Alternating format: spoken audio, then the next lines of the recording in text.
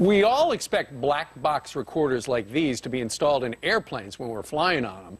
But what about the cars that we drive in, like those? This is such a descriptive intro. Well, states are now considering making smaller versions mandatory in an attempt to tax you for how much you drive. It's Elizabeth's turn.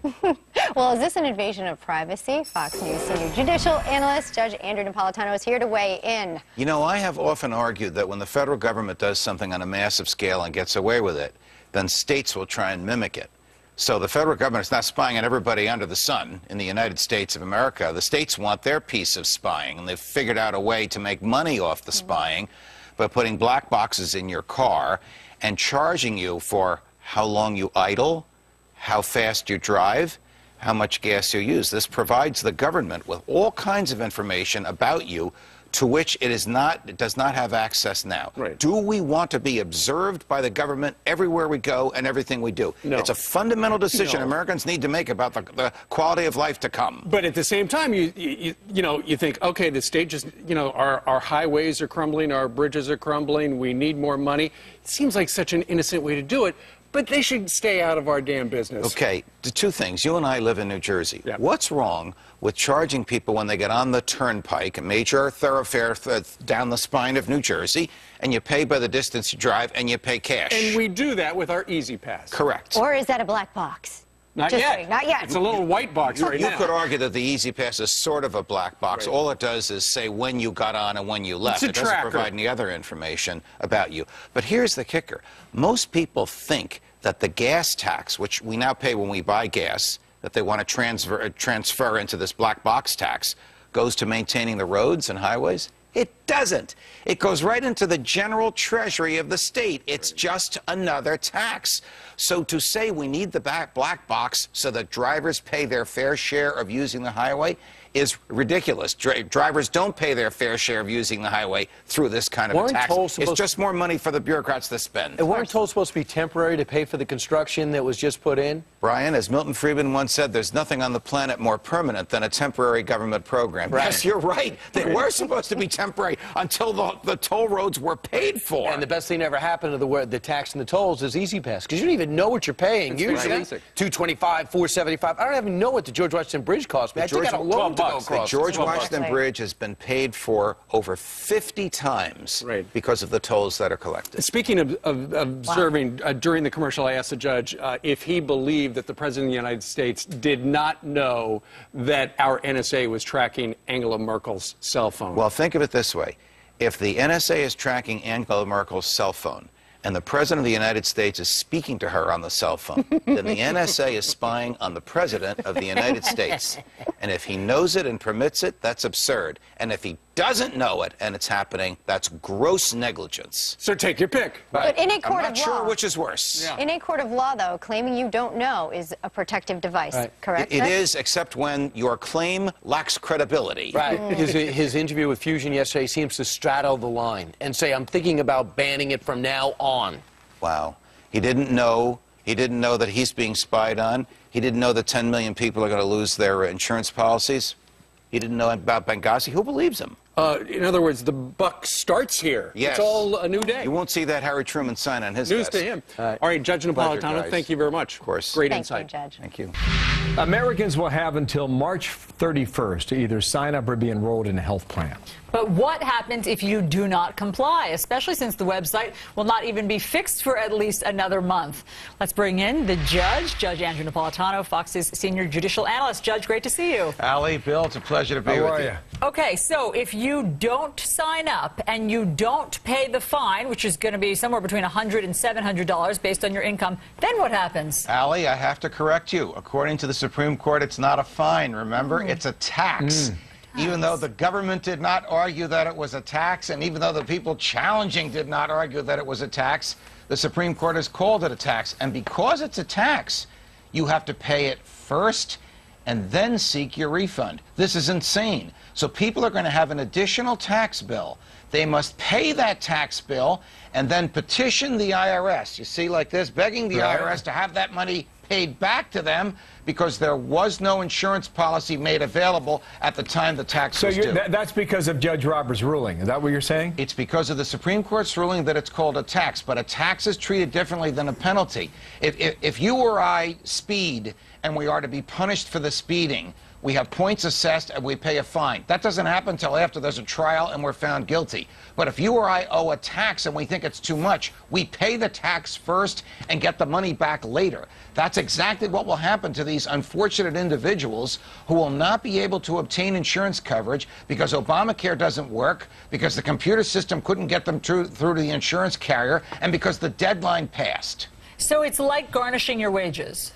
Well, it is the moral equivalent of garnishing your wages, yes, because if you owe the tax and don't pay it, your employer will collect that tax by taking it out of money that will otherwise go to you and sending it to the IRS. Judge, help me with something. You get your tax return, what, after mid-April, let's say. Right. But the only way for the government to collect this tax, this fee, this penalty, is if you are owed a tax refund, correct? I don't know the answer to that, Bill, because the IRS has not yet released... They can send you a bill. They can send you a bill. Or they can withhold money that you are rightfully owed. We don't know if they can withhold money from your income because you owe the government for the failure to obtain health care. They have not yet made a decision on that. So the collection process of this is something we haven't determined. Correct. But the standard IRS collection process is, if you have a dispute with the government over what you owe, you pay the money first and then ask for it back. You don't hold on to the money and make them come and take it from you. And so if somehow you get out of paying the tax first, then are you breaking the law? Yes. Yes, I mean, the Obamacare has created an impossible conundrum for millions of Americans who have lost their insurance policy, who have lost their doctor, and who can't even log on to the computer system to get a new insurance policy and a new doctor, and the date quickly arriving by which they must do so or have an increase in their tax bill. I mean, that's a lawsuit, right? It's a major lawsuit.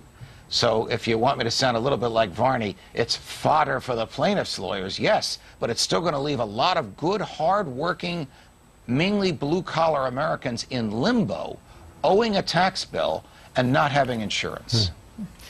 Judge Andrew Napolitano, always great to get your expertise. And we'll see whether or not the 31st of March sticks. You know, the White House says it will, but we'll see in the end if that's the case. Yes, we will. Pleasure, guys. Thank you, Judge. A convicted baby killer known as the Angel of Death could soon be a free woman. And that's all thanks to a legal loophole. All this word to us is coming to us from prosecutors in Texas. They say this woman, Janine Jones, Janine I guess it is, may have killed dozens of babies by giving them deadly injections. Investigators say she did it because she got a kick out of it, a kick out of trying to revive them. This woman claims she didn't do anything wrong. The mother of 15-month-old Chelsea McClellan is the only child Jones was convicted of murdering, and the mother recently appeared on Fox and Friends. And listen to her describe the moment when Jones gave her daughter the lethal injection. I knew something was wrong, and when I said something, Jones's reply was, well, she's just mad because she got a shot. And so she gave her another one in her other thigh, and by that time, she was already struggling to breathe. See, she worked at a hospital there. A jury sentenced Jones to 99 years in prison, but now 3 decades later, she could soon go free, in part because of good behavior behind bars. Apparently, there were no babies to kill there. Out on good behavior. What do you think of that? Tell us on Twitter at Shep News Team. And we'll take it to our senior judicial analyst, Judge Andrew Napolitano, who's live with us on set. I mean, a lot of people are kind of up in arms over this, yeah, Judge. I mean, she got 99 years and she's out in 30? You know, the procedure for sentencing changed radically between the time she was sentenced and now, and I was on the bench during this change. When I first went on the bench, you sentenced to enormous, even ridiculously high numbers, knowing that the defendant, the guilty convicted defendant, would only serve a third to a half. And then it was changed, and you sentenced to realistic numbers, knowing that the defendant would serve 85 to 95% of the time you sentenced. And that's the way it is today. Because this was 35 years ago, she was sentenced under an old regime in Texas, which said you will serve 1/3 of your sentence if you behave well in jail. So she's sentenced to 99 years. She's going to get out after 35. Now, 35 seems short to the mother whose baby was killed. My heart goes out to her.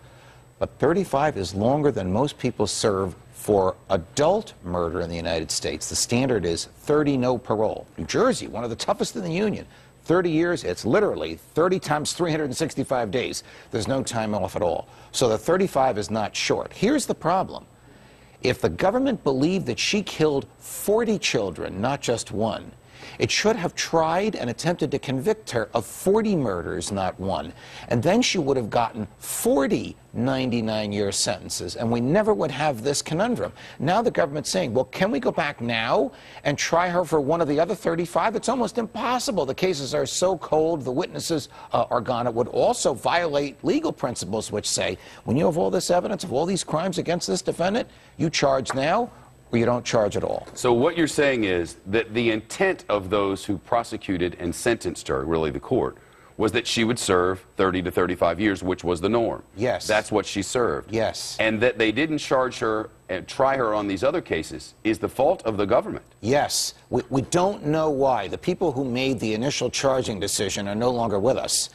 It was 35 years ago. We don't know why they didn't try her on at least 3 or 4 of the others, which would have assured that she would spend the rest of her natural life in jail, but they didn't. Now, I know there's great pressure on these people to find a way to keep her in jail, but they can't ask that she be resentenced. You can't be resentenced 35 years later, and they can't charge her with a crime that she allegedly committed 35 years ago when they had all the evidence and knew about the crime then and made a conscious decision not to charge it. So they're caught in this conundrum, and it's not their fault. The people making the decision today were not the ones who made these decisions 35 years ago. They inherited this bad judgment. So you have a local county prosecutor who's up for re-election. There's the next year. key. There you go. And who senses the pulse of the public, which is obviously not happy with this, and they're trying to do something about it. I can't predict which way it's going to go, but at least make it look like they're going to do something about it. They're going to make it look like they do something. She'll be out when she finishes that 35th year, which is not tomorrow. It's 4 years from now. Yeah. Judge, thank you. A pleasure, Chef. Did you notice that noise while I we don't were know what speaking? it is. Was I leaning too hard? No, it's not your. This If it's table me, is. Kim Rosenberg is going to be all over me. This is 3 weeks old. Oh, Already, it sounds like somebody's grandparents. this is what's called a. Not that there's anything wrong with grandparents. This is what's called a design defect, Ms. Rosenberg. This has to be sent back to the manufacturer. This is what happens when you create an entirely new thing in like 2 weeks. This is the most beautiful studio in the United States, maybe on the planet. Thank you. It squeaks, Judge. It does squeak. We're going to get some WD-40.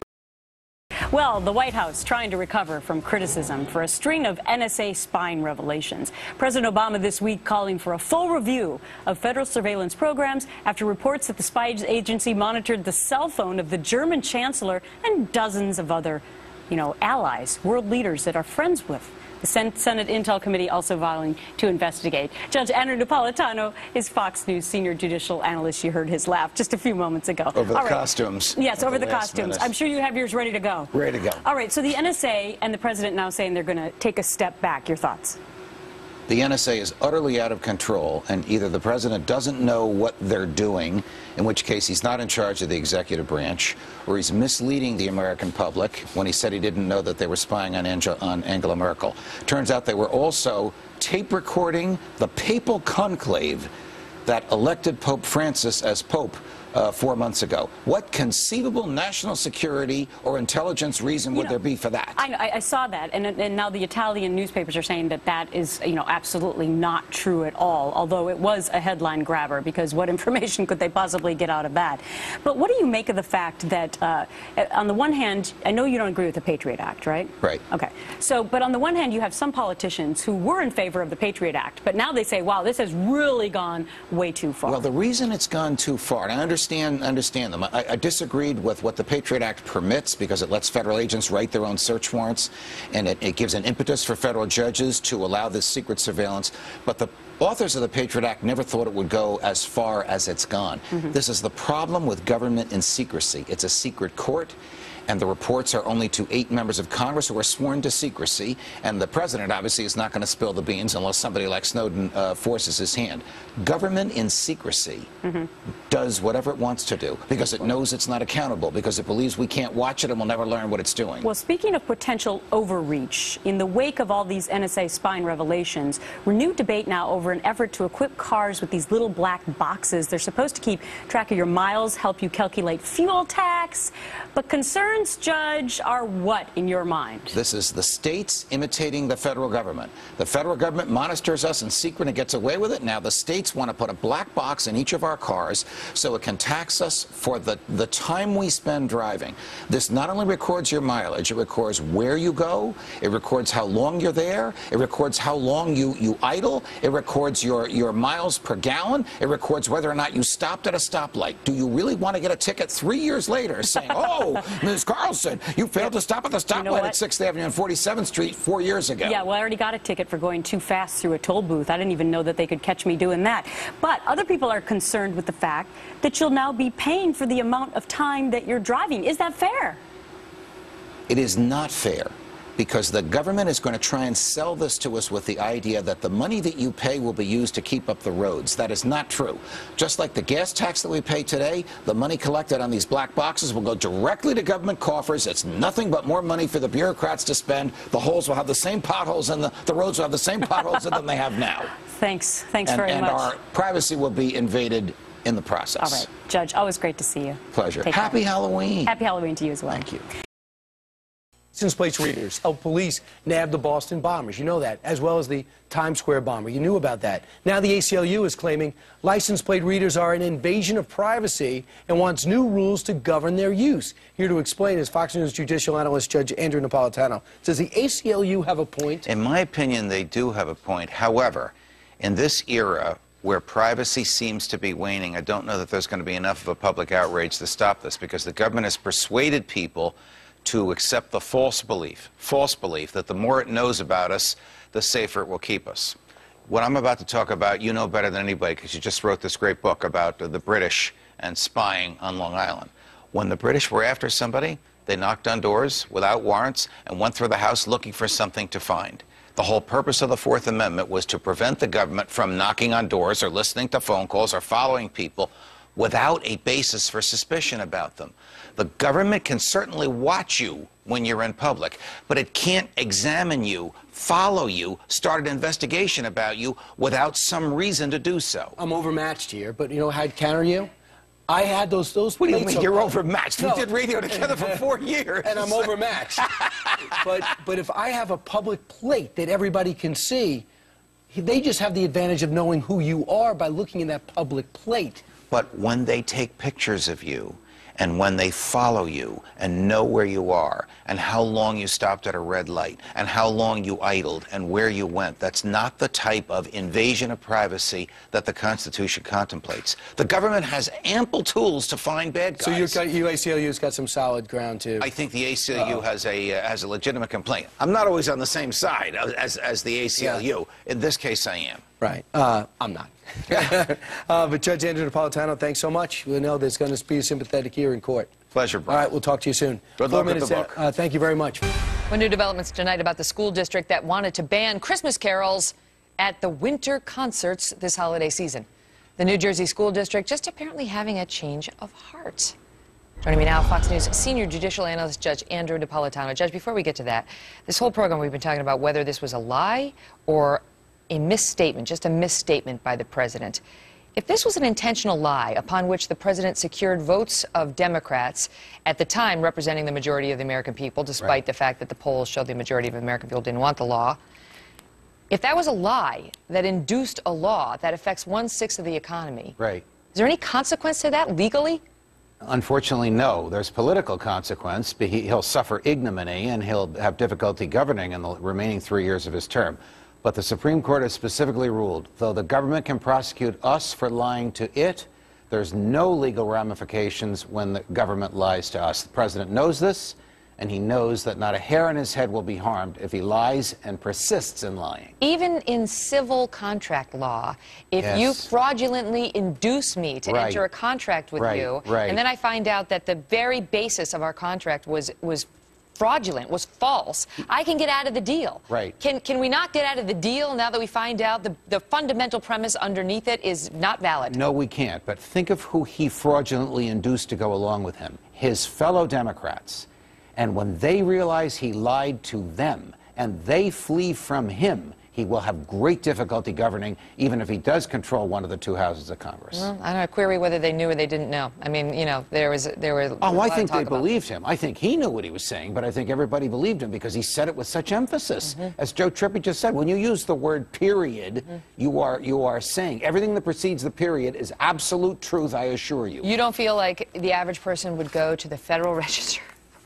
I say again, the Federal Register, and check out page 34,000. Now this one's 34,551. Aha! I see it here. Similarly, 33% of small employers are going to dump their insurance policies. I've got it. Never mind. I'm not in favor of the law. If the average person sues him for lying, the lawsuit will be thrown out. But the angst over his lying will continue to grow. Well, and it's political angst. That's right, because there's a question about credibility now. All right, let's talk about New Jersey. Yes. And this school district. O'Reilly and I talked about this on the other Kelly File that I do on his show on Thursdays, where they were banning the Christmas carols for the 4th and the 5th graders because the superintendent, Constance Bauer, thought, well, I don't want to get sued. Someone might complain, and therefore I can't have religious music. And in the wake of that appearance, what happened, Judge? Well, in the wake of that appearance, I have to give you and Bill all the credit for this. And having been a public official in the state of New Jersey, I can only imagine what it's like to have O'Reilly and Kelly after you.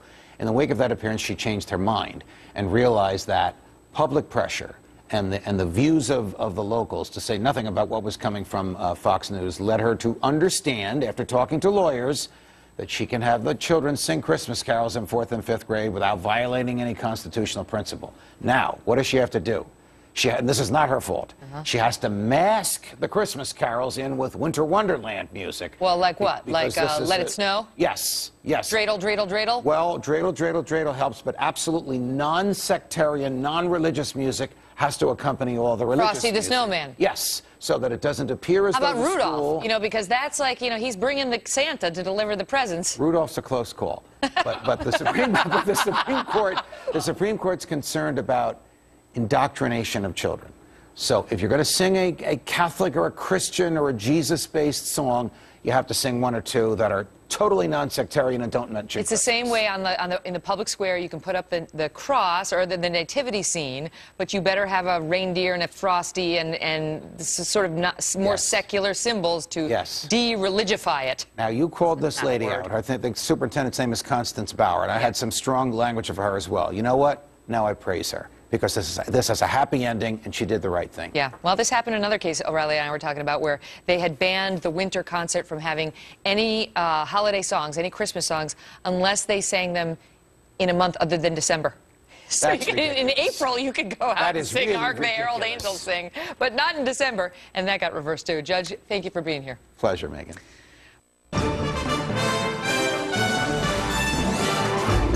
In his State of the Union address, President Obama urged lawmakers to raise the minimum wage. Tonight, let's declare that in the wealthiest nation on earth, no one who works full-time should have to live in poverty, and raise the federal minimum wage to $9 an hour. We should be able to get that done. Joe likes that.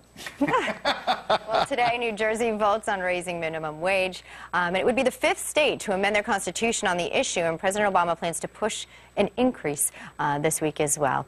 But is raising the minimum wage really a good policy? And is it even legal? Joining us now to weigh in, Fox News senior judicial analyst, Judge Andrew Napolitano. Morning, guys. Good morning. So, pleasure to be with you. Is this a right? Well, no, it's not a right. I mean, a right is something that comes from our humanity, the right to free speech and free thought and travel and privacy. Minimum wage is something that the government uses to force employers to pay low-end employees more than they're worth, and it actually results in putting people out of work. When the minimum wage goes up and employers are forced to pay entry-level people more than they're worth, they'll hire few of them. So the president says nobody who works full-time should be below the poverty line. Right. he's actually going to put more full-time people into the poverty, below the poverty line, because he's going to kick them out of work. And if your and my fellow voters in New Jersey pass this, and it looks like they will, that's going to result in more unemployment. It's going, but what they would do is, what we're voting on in New Jersey is to amend the Constitution so that it's in the Constitution. Well, that's very dangerous because economic times change. But the Constitution is very, very difficult and slow to change. So you may very well have the fundamental law of the land, the Constitution of the state of New Jersey, which cannot be tampered with by the legislature or the courts. It can only be changed by the people once a year in November, dictating to employers what they have to pay their employees. And when the employees are not worth that much money, they're going to be out of a job. Right. And when economic times change and they want to change that number, it's going to be impossible to change it for a year. Well, you need to get to New Jersey and vote, and I've already voted 3 times. I'm going back this morning to vote, All right, and I'm Judge, voting against this. Thank you. Judge. Pleasure, We got guys. that from Thank you. your analysis. Thank you, Thank sir. you. Obamacare, easily one of the largest and most complicated laws that's been passed in decades. Now there are growing concerns that it could be vulnerable to widespread fraud. So here to help us understand this is Judge Andrew Napolitano, Fox News senior judicial analyst. Hi, Judge. Hello, Allison. Hi, Bill. Explain how Obamacare might be particularly vulnerable to kickbacks, bribes, and widespread fraud. Well, you know, there is federal law that prohibits kickbacks, and in other words, it would prohibit a seller of medical devices or a seller of pharmaceuticals from giving money to officials in a hospital in return for buying the devices or buying the pharmaceuticals. That's commonly known as a bribe or a kickback. Obamacare is exempted from the federal anti-kickback law, meaning the government has said it will not enforce the federal laws prohibiting kickbacks with respect to Obamacare. So that's big picture potential for fraud. Small picture potential for fraud is what's known as the credits. Obamacare makes certain people qualify for credits, that is, reimbursement to them for the cost of their health care, by loosening the standards as to who qualifies for credits. And credits come from the IRS. Your tax bill is reduced depending upon how your income is. It can make it easier or harder for the administration to decide who gets these credits. So just break it down just to be a bit more precise here. The law actually removes an aspect that could potentially crack down on fraud? The law that's been weakened? The law authorizes the Secretary of Health and Human Services to remove the ability of the Justice Department to enforce the anti-kickback law with respect to the delivery of health care services in the United States. Now, Judge, the kickback law is in place for Medicare. Yes. And it works well. Yes. Why would they remove it from Obamacare?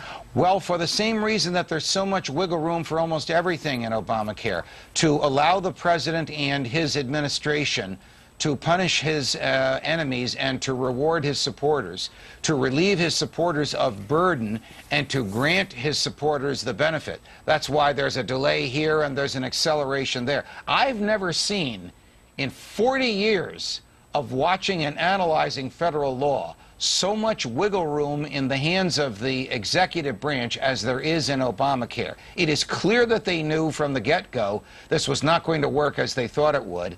It is clear that they knew from the get-go there would be serious problems, and so they gave the president or his designee, in this case Secretary Sebelius, extraordinary, unheard of authority to decide which laws will be enforced and which laws won't. If that's the case when it comes to the kickback and the fraud, that means the price could balloon here, Judge. Precisely, because this is the reason that kickbacks are illegal. Who pays for them? The consumer ends up paying a higher price when you go to a hospital that has paid a kickback because we absorb the cost of the kickback. So this will in turn shoot up insurance premiums for those who pay them and shoot down insurance premiums for those who have them paid for by the taxpayers, which is the rest of us. Well, why are you the only one talking about this? It's the first time I've heard of this. Because your producers were kind enough to ask me to discuss this unpleasant subject matter with you. You knew about it? No.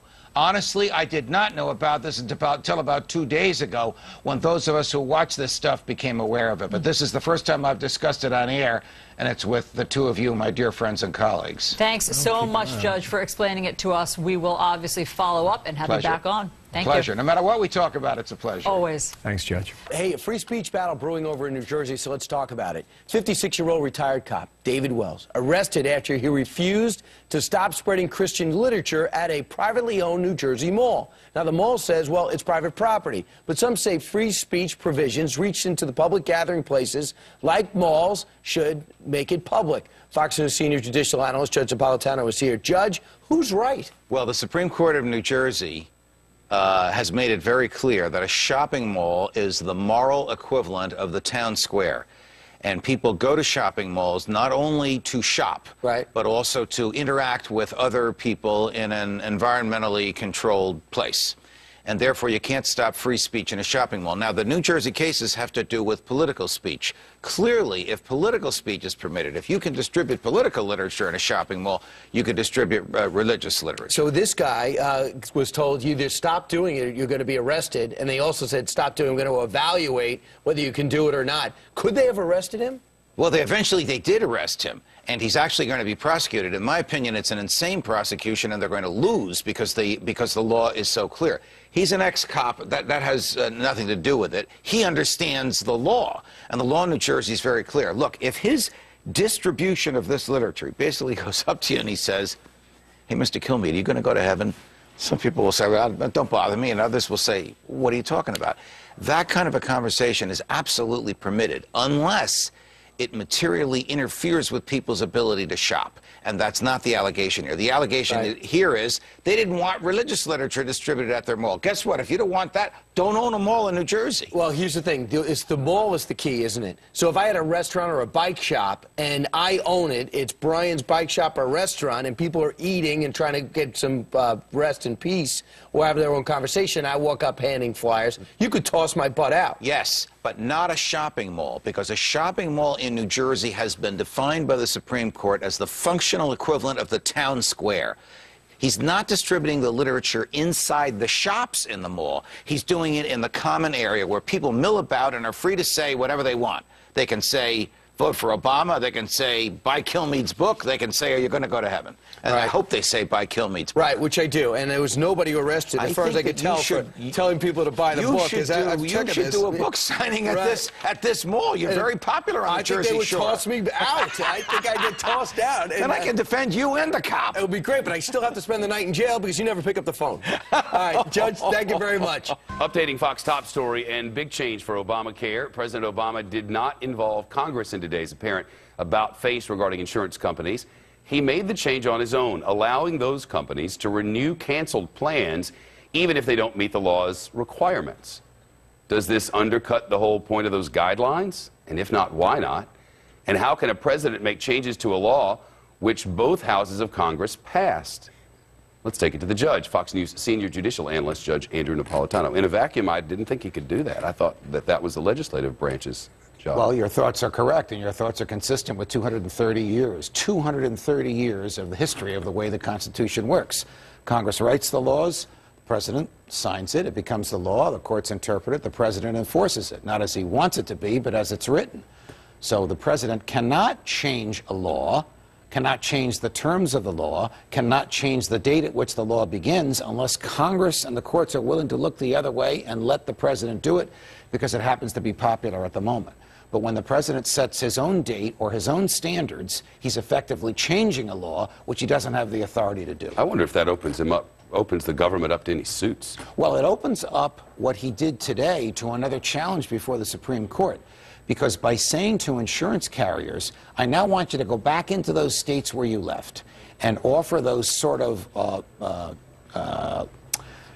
shall I say it, substandard, bare bones insurance policy, which he called substandard. And the insurance carriers now don't want to offer those because they still have to offer in the same states the Obamacare policies, which cost more, and they're not getting enough money on those. They will actually cause the insurance carriers to lose money. And before those carriers will lose money, they will sue the government to stop the government from forcing them to make these inexpensive ones available. He's really created a mess, a legal mess, a constitutional mess, in an effort to stem the tide of criticism brought on by his own insistence that if you like your policy, you can keep it.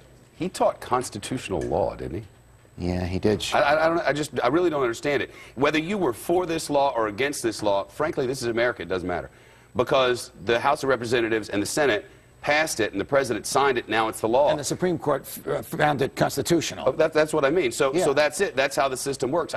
There are a bunch of people screaming at you and your poll numbers are dropping. I don't understand. I don't get it. This president, and in fairness to him, a lot of presidents have done it. He seems to be doing it more than anybody else. Thinks that he can change things on his own. Bomb Libya, kill Gaddafi on his own. Congress said, wow, Gaddafi's a monster. We don't care about that. We'll let him do it. So the more changes the president does, the more Congress looks the other way, the more the fabric of the nation is assaulted when the president is effectively rewriting laws because the rewritten part happens to be popular at the moment.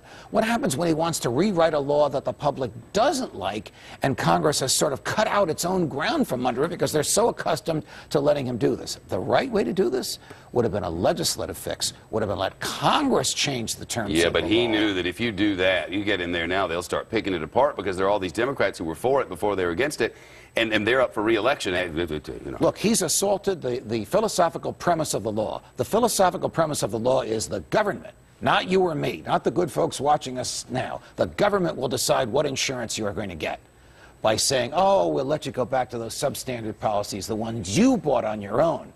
He's attacked the very basis of the law that was to have been his legacy. I bet this ain't over. Oh, no, not at all, not at all. Because the Democrats can't live with it, the Republicans can't live with it, and there's going to be more challenges to it in the courts. We have breaking, Judge. Okay. Let's get to Detroit. Now we have newly released documents kept secret by the government for years reveal disturbing details about massive surveillance by the NSA. It repeatedly broke privacy rules and promised a secret court that it would stop the process, then go on ahead and do it again and again and again. Judge Anna Napolitano, Fox News senior judicial analyst, says you're our watchdog on this, Judge. Good day to you. Good day to you, Bill. Why do we have these documents now? We have these documents now because they've been surreptitiously released by people, and we don't know the sources of them. These are not Edward Snowden documents.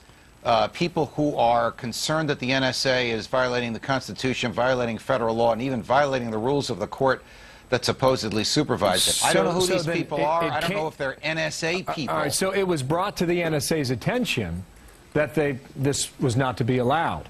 Yes. And what did the NSA do other than ignore it repeatedly? Well, basically, Bill, when you have a court, and I'm going like this with my fingers in quotation marks, where there's no adversary, no person who challenges you, and when the court's only information is what you tell the court, and when your work is done in secret and you have no obligation to be accountable for your work, you have a tendency to do what you want. And so the NSA will just keep saying, yes, thank you, please thank you to the court, and it will go on and keep doing whatever it's doing. And so the court has no way of knowing what the NSA is doing. NSA reports on itself? Yes. Isn't that ridiculous? Always? This is the biggest spy agency on the planet. These people are spying on the telephone, email, text, utility bills, and banking records of everyone in the United States, and we rely on them to tell us what they're doing. There's no inspector general, and there's no adversary in court to challenge what they do. You call these silly, putty legal theories that the NSA is hiding behind. Is that their excuse, their rationale? What is that? Yes. The silly, putty legal theories are that the NSA can do whatever it can persuade the FISA court can do. My take is the FISA court is not even a real court. It is filled with federal judges, but they are not performing the judicial function.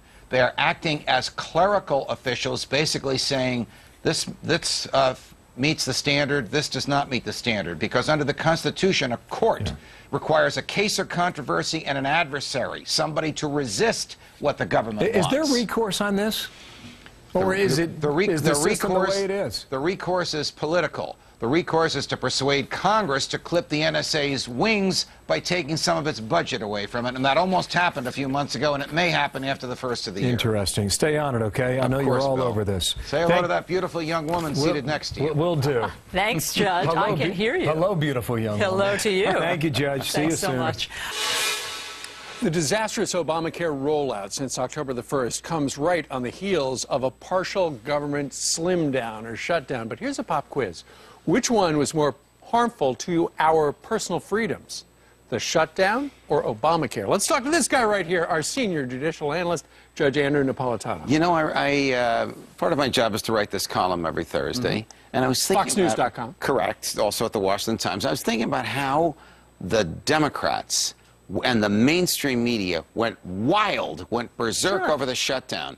You won't be able to fly. The country won't have defenses. You won't be able to file a complaint in court. You'll never get your case heard. Cats and dogs living together. And the biggest inconvenience that we saw was a couple of hundred well-intended people trying to get into national parks and monuments, and the government had closed them. Fast forward to what happened with Obamacare in the past 3 weeks. 5,500,000 innocent Americans were told they won't have health insurance on January 1st because the insurance companies that they used cannot afford the high-end, one-size-fits-all policy that the government has dictated we all must have. Well, you know what? It's all part of the mainstream media narrative about this president. And for the most part, the other channels haven't even touched the perils of Obamacare. We've been talking about it here on the channel. We've had many voices such as yours describing the trouble ahead. How many millions of people have been canceled so far? And whatever number it is, it's going to multiply by 10 or 20 in the next year. It is, because it's going to strike small business. So small businesses have been told that by January 1st, 2015, a little bit more than a year from now, you have to provide your employees with these platinum programs. Right. If you can't afford it, cancel it and let your employees go into the exchanges. Try and get into the exchanges, and you can't do it. Right. So the government has put people into a bind. It has ordered their carriers to provide a product the carriers can't afford or their employers can't afford, and it has failed to make that product available in any other source. What's the natural result? No health insurance. Right. The opposite of what the government claimed it was going to do. So in answer to your pop quiz, when given the two, which was worse for people? Was it the shutdown or was it Obamacare? Clearly, Obamacare. Not even a close call. My heart goes out to those 5,500,000 people. It's almost Thanksgiving. So far. Correct. It's almost Thanksgiving. If they need a doctor from January 1st on, they're going to pay out of their pockets if they can't get a policy between now and then. This is what happens when the government dictates to us what kind of a policy we have to have, rather than we choose our policy based upon what we can afford. Oh, man. I have a feeling this is going to keep going on, Steve. I do, too. This is just the tip of the iceberg. Yes. All right. Yes. The judge will be reading your column over at FoxNews.com. Thank you, Or the Steve. Washington Times. Thank you, my friend. Have a good day. Indeed. Meantime, a powerful House committee holds hearings tomorrow that will challenge the president for allegedly failing to uphold his constitutional duty to enforce the nation's laws. Our next guest says the effect of the president's actions over the years rises to the level of an impeachable offense. Fox News senior judicial analyst Judge Andrew Napolitano. Let's table impeachable for a moment, because that's a hot-button word that gets people very upset. Yes. But this hearing, they're having a congressional hearing tomorrow on whether the president has violated his duty, whether he has stepped beyond what he is capable of doing as the chief executive of this country. Is it so, in your view? Well, the committee is looking into whether the president has substituted his judgment for that of the Congress's in such a way that he has enforced a law that Congress didn't write because he rewrote it. Now, look, you and I know this, we're both lawyers. Presidents have some discretion. They can go a little easy on some people on prosecution. They can go aggressively on other people. But when the president decides not to prosecute a large group of people and says, in order for me not to prosecute you, you must do A, B, C, and D, and the A, B, C, and D he made up, it's not in the statute. What are you talking about, prosecute? You're talking about illegal... Yes, that's our point. We're talking about healthcare.gov. Well, healthcare.gov, the president decided to give exceptions, exemptions from the obligation of the law to certain groups and not to other groups. But that's an administrative decision. Isn't it true that the president and the executive branch has the authority to exercise discretion in the enforcement of the law? not when they contradict the law. And when the law says it shall take effect on a certain day, and when the law says everybody on a certain day has to have the Cadillac policy, whether they can afford it or not, whether they want it or not, whether their employer offers it for them or not, the president can't change that day. But timing decisions have typically fallen within the purview of agencies charged with enforcing the law. And that's what the president and his supporters are saying, that this was just a time, delay the employer mandate, you know, take care of the individual insurance policies and so on. It's all a timing matter. But when Congress says the law shall take effect on a certain date, and the insurance carriers prepare for it to take effect on a certain date, the president is without the authority to change that date. He may suggest that it be changed. He may ask bureaucrats to change it. It's a decision that's got to be made by many, many people, but he can't change it on his own. All right, so let's entertain for the purposes of this discussion that you are right, and the president has committed some violation of his oath to faithfully execute the laws of the country. What's the remedy for that? I mean, you say impeachment, but well, the remedy. What could somebody do? Can you go into court and challenge him? Can you try to impeach him? How would that happen? I honestly don't think the president of the United States will be impeached for this because of the experience we had the last time when Bill Clinton's eye was off the ball because he was impeached in the House of Representatives. Backfired against the Republicans. Of course it backfired against the Republicans. It arguably backfired against the country because he wasn't paying attention to what Osama bin Laden was doing, even though bin Laden attacked in the earliest days of the Bush administration. Nobody wants to go through that again.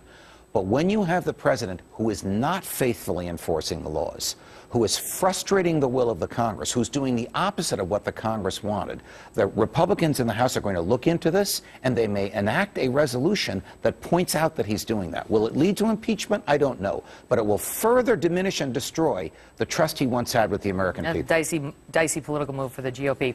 Judge, good to see you. Pleasure. Now that was your segment. What you said was hilarious before. Well, you're not going to be allowed to sit in the Senate anymore for the A block. A Kansas 7th grader banned from handing out event flyers at school because her flyers contained some Bible verses. Meanwhile, the school is fine with posters about dead rappers and drugs, but not a flyer that includes a Bible verse. Well, now she's fighting back because religious speech protected by the Constitution, isn't it? Well, here to weigh in, Fox News senior judicial analyst, Judge Andrew Napolitano. All right, so she was handing out these flyers. She wanted fellow students, and not a lot, she handed them out apparently quite sparingly. She wanted them to join her at the flagpole for a prayer before school. I do not think that this case is a close call. I think the school is so obviously wrong and misguided here in its efforts to maintain order by suppressing the freedom of religion. First of all, students theoretically have the same constitutional rights as the rest of us. That includes the freedom of speech and the free exercise of religion. Now, this girl's not trying to have somebody celebrate Mass in the hallway of the school. Right. She's simply passing out literature saying, if you'd like to talk about Jesus or if you'd like to talk about the Bible, I'm happy to meet with you at another time and another place. Schools can restrain speech if the speech is disruptive, but when the speech is not disruptive, and when it's especially protected in the Constitution, like speech about religion or speech about non-religion, they cannot interfere with it. Well, here's the problem. The school has got a policy, and we've got a statement from the school. Quote, the distribution of any religious material is prohibited on school grounds or in any attendance facility before, during, or after the school day or school activity. So you say they've got that rule, but that doesn't fly. That rule is unconstitutional unless they can show that the mere distribution of this literature interferes with the mission of the school. Listen, the schools have a lot of authority to control the behavior of their students. They can even control the behavior of the students off of school grounds and after the end of the school day, if that behavior could arguably affect something that would subsequently happen on school grounds and during the school day. And that's in the interest of safety? Correct. It's also in the interest of the fact that they have a mission. Their mission is to deliver an educational product for which the taxpayers have paid, and students can't interfere with that mission. But where there is no interference, or where the school is not able to show any interference, the default position is the freedom of speech. The default position is the freedom of religion. And this school board, has not been able to show any interference with the delivery of the school's mission by this young woman passing out this literature. Okay, so here's the problem with the school statement. You know, if they say you can't pass anything out because of a safety issue, why are they okay with posters glorifying dead rappers and drugs and alcohol? Well, that probably gets into the political aspect of this. And again, I don't know the motivation. But if you're talking about safety, you know, drugs and alcohol not necessarily safe. I don't know the motivation, and I certainly don't know what's in the hearts of the people who wrote this regulation, but it's hard to believe that they would have a regulation that would permit you to distribute literature about dead rappers, but not distribute literature about Jesus Christ. Here's a statement from this 7th grader, by the way, now has an attorney who's fighting on her behalf, and the attorney says students do not shed their constitutional rights at the schoolhouse gate. Non-disruptive private student expression is protected by the First Amendment. Now, that person sounds just like you. Well, that is a nearly, I'm not going to take credit for it, I didn't write it, but that is a nearly perfect description of student rights with respect to public schools today in the United States of America from and after the most recent time the Supreme Court looked at this, which is about 3 years ago. So what should happen here? A judge should enjoin the enforcement of that rule, or the school board. What does that mean? That means that she will file a complaint before a judge. The lawyer will file the complaint, and the judge will prevent the school board from enforcing the rule, and she'll be free to distribute the literature. Or the best thing that can happen: school board admit they made a mistake. Come on, we all make mistakes. Admit it. Maybe they could do it the day before Christmas. You know what? Too late. It would be too late. Right. Now's the time period when you want to be able to exercise that free exercise of religion. Interesting stuff. All right, Judge. Meanwhile, you know, Elizabeth was just telling us about the story that people who want to reclassify their chimp as a person. Is that possible? No. It is possible that the chimp could have certain rights, but not as a person. All right, that's good to know. All right, Judge, you're full service. Thank you very much. All right, thank you, Judge Andrew Napolitano. Well, it turns out just because the Supreme Court says Obamacare is the law of the land does not mean the legal battle is over. No, far from it. Judge Andrew Napolitano, Fox News senior judicial analyst. How you doing, Judge? Hi, Good, Judge. guys. How are you? Welcome back to HQ. We are terrific. And you? Well. Right on. Okay.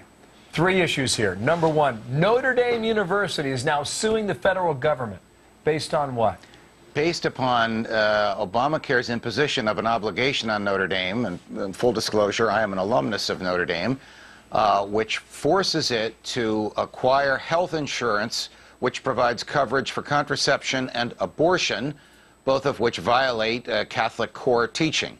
So Notre Dame is arguing that under the First Amendment, which was not scrutinized by the Supreme Court when it found Obamacare constitutional 1.5 years ago. So they didn't rule on that yet? Correct. Under the First Amendment, Obamacare is unconstitutional because it forces people like Notre Dame to violate their religious free exercise rights. Okay, there is another legal challenge. Actually, there are a couple of legal challenges happening today. Here's another one. This is in front of the House Judiciary Committee. They're holding a hearing to determine whether the president is, quote, rewriting his own law by using executive powers to alter those certain provisions in terms of, I guess, employer mandate. So can't a president rewrite or modify his own law? Well, generally, no. It is the job of the Congress to write the laws, and it's the job of the president to enforce the laws as they've been written, whether he likes them or not.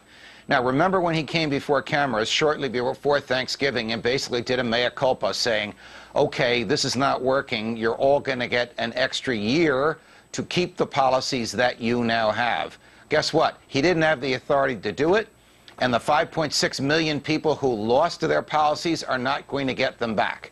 The president can say anything he wants, but under our system, only the Congress can change the law. When he signs an executive order ordering people in the federal government to act as if the law had been changed, it gets under Congress's skin, and that's what they're examining even as we speak. Okay, and there's a third one in the Circuit Court in Washington, D.C. What's the challenge there? Well, the challenge there is also to whether or not corporations have religious freedom rights. So, for example, Hobby Lobby, which is a Christian-owned company that caters to Christian clientele and sells products, usually in shopping malls, has thousands of employees, and it, like Notre Dame, does not want to buy health insurance that covers contraception But and that abortion. case, Hobby Lobby is not connected with the Notre Dame or the Catholic. No, the Notre Dame case is in the trial court. The Hobby Lobby case is in the Supreme Court. Now, all that taken together now, just to cut through all of this now, do you believe one case has more standing than the other? Or any of them? I believe that the Hobby Lobby case, if Hobby Lobby prevails, will force the Congress to rewrite Obamacare. Because the essence of Obamacare is that the government decides, not we as individuals, but the government decides the health insurance requirements for everyone. If the Supreme Court begins saying the government can't do this and the government can't do that, it will take the heart out of Obamacare, and it will force Democrats who are running for re-election this coming November, next November, 2014, to say to the president, Mr. President, we're up for re-election, you're not. This has to change or we're going to lose our jobs. So we're about to send you some modifications. If you veto them, we're going to override your veto. So we should watch the Hobby Lobby case in D.C. Circuit Court now. We should watch the Hobby Lobby case in the Supreme Court, which will be argued in March, and we'll get a ruling in June. Or we should just have the judge watch it for us. Yeah, because I need a flow chart. That's what they pay me for, guys. Thanks, Judge. Thanks, boss. See you later, buddy.